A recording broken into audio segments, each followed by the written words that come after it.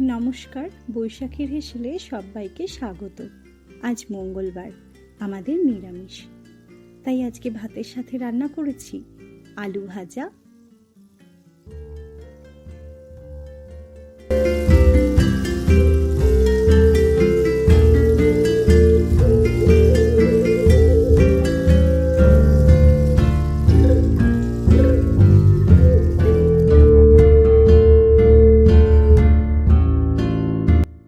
ঝিঙে আলু পোস্ত,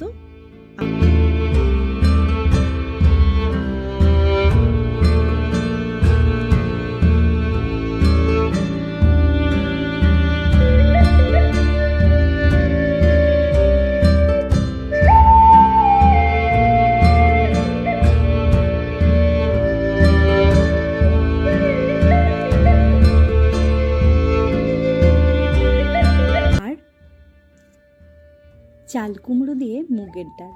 ব্যাস, আর কিছু রান্না করিনি। এই ছিল আজকের আমার দুপুরের মেনু। হতে পারে শুধুমাত্র 3টে পদই রান্না করেছি, কিন্তু আজ অমৃত সমান খাবার হয়েছে।